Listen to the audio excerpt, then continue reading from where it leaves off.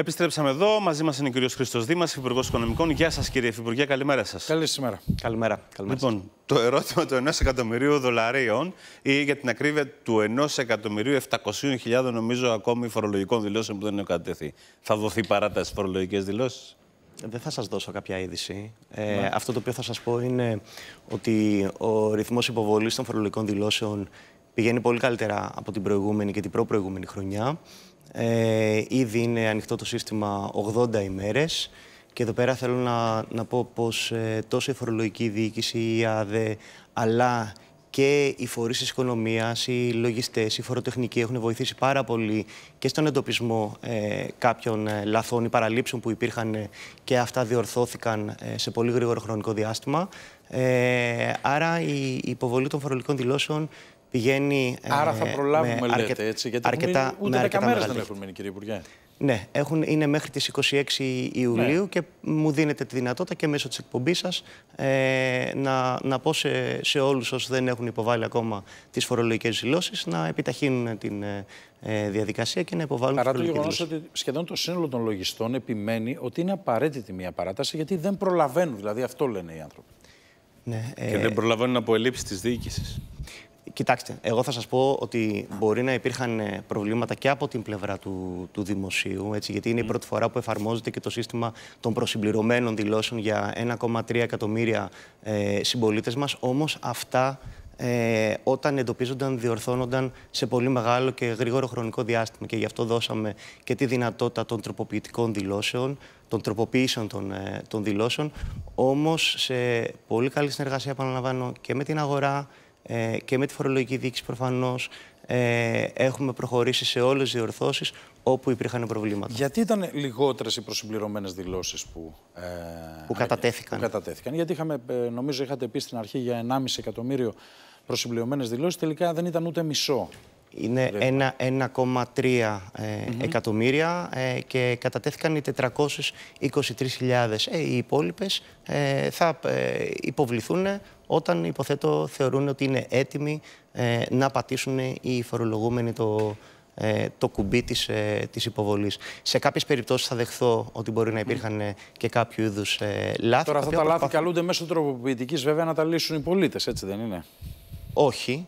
Τα λάθη αυτά απευθύνονται στους φορείς στους οποίους έπρεπε να κάνουν την προσυμπλήρωση και οι φορείς είναι αυτοί οι οποίοι διορθώνουν τα λάθη. Αλλά τα λάθη δεν ήταν τόσα πολλά. Δεν είναι οι 800.000.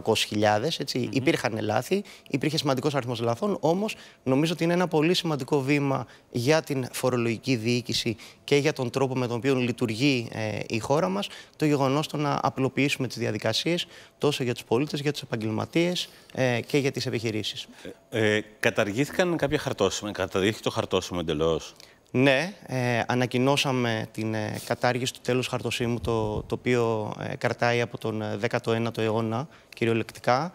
Καταργείται για πάνω από 600 συναλλαγές και αντικαθίσταται σε κάποιες περιπτώσεις με το ειδικό τέλος συναλλαγής, είναι ψηφιακό τέλος συναλλαγής. Άρα, αντί να ψάχνουμε να δούμε πώς θα αποδοθεί το χαρτόσημο, πλέον με μια πολύ εύκολη, γρήγορη διαδικασία μέσω του διαδικτύου θα έχουμε τη δυνατότητα να πληρώνουμε το ψηφιακό τέλος συναλλαγής. Αυτό ισχύει από τώρα, Αυτό θα ισχύσει από 1η Πρώτου του 2025.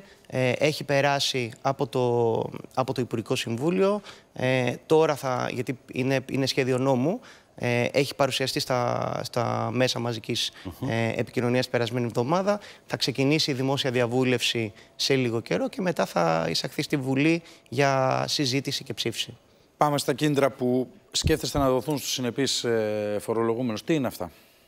Και για ποιους αφορά δηλαδή? Επιτρέψτε μου αρχικά να πω ότι όπως έχει πει και ο Πρωθυπουργός, ο πυρήνας της μεταρρύθμισης που έγινε δεν θα αλλάξει, αλλά θα γίνουν κάποιες διορθώσεις, κάποιες τροποποιήσεις όταν έχουμε όλα τα απαραίτητα δεδομένα στην διάθεσή μας. Ακόμα βρισκόμαστε στη διαδικασία υποβολής των φορολογικών δηλώσεων για το 2023.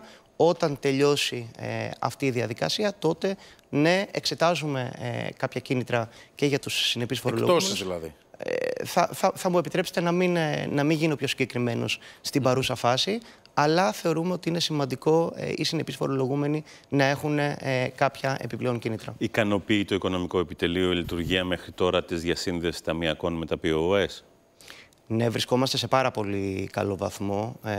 Σκεφτείτε ότι αυτό είναι μια πολύ σημαντική αλλαγή η οποία γίνεται τους τελευταίους 7 μήνες πρακτικά.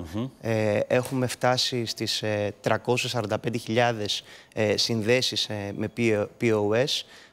Τώρα προσπαθούμε να το επεκτείνουμε και στα ERP, στα λογισμικά δηλαδή που έχουν οι εταιρείες.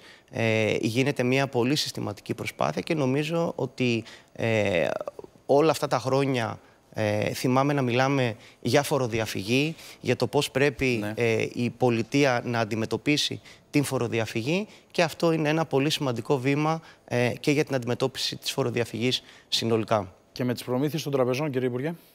Με τις προμήθειες των τραπεζών είναι πράγματι ένα πολύ σημαντικό ζήτημα.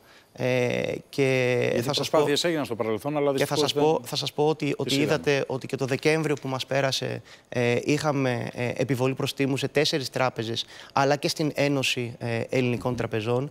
Από εκεί και πέρα έχουμε πάρει κάποιες πολύ σημαντικές πρωτοβουλίες για να μπορέσουμε να αντιμετωπίσουμε και τις προμήθειες των τραπεζών.